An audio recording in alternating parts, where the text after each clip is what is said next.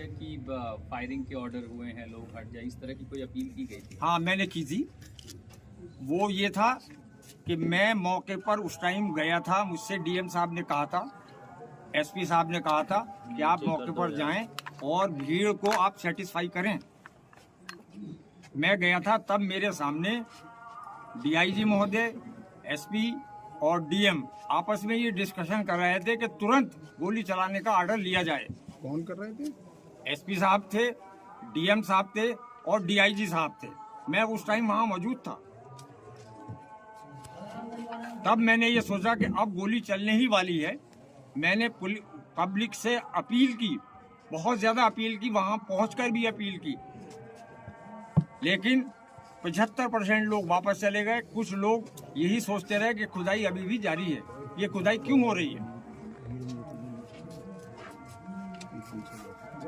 तो मैंने फौरन ही अनाउंस किया कि गोली चलने के आदेश मिल चुके हैं पुलिस प्रशासन को। लिहाजा मेरी गुजारिश है, अल्लाह के वास्ते, खुदा के वास्ते, सारे लोग हट जाएं, चले जाएं, अपने अपने घरों को चले जाएं, शांति बनाए रखें।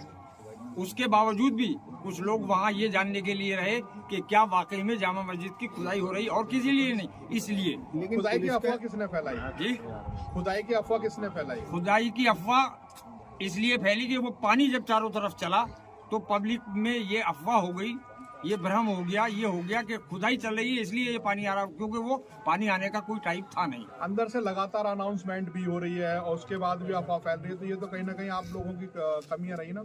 नहीं, हमारी क्या कमी रही? हम तो बराबर अनाउंस कर रहे हैं। पानी की जो कमी है, सबसे बड़ा जो अफवाह फैली है वो पानी को देख के फैली है कि ये पानी क्यों आ रहा है। इसका मतलब ये है कि अंदर खुदाई हो रही है, जबकि हम बराबर अनाउंस कर रहे थे वहाँ खुदाई नहीं हो रही थी। लेकिन पब्लिक के जहन में यही बात हुई कि शायद खुदाई हो रही है, और ये क्यों हो रही है। जैसे पुलिस का तो ये मानना है कि गोली जो है पुलिस ने नहीं, पब्लिक में ही चली है। ये कहना बिल्कुल गलत है पुलिस का, ये कहना बिल्कुल गलत है। पुलिस गोली हमारे सामने चला रही थी, मैं मौके पे मौजूद था। पब्लिक की तरफ से मेरे सामने कोई गोली नहीं आई।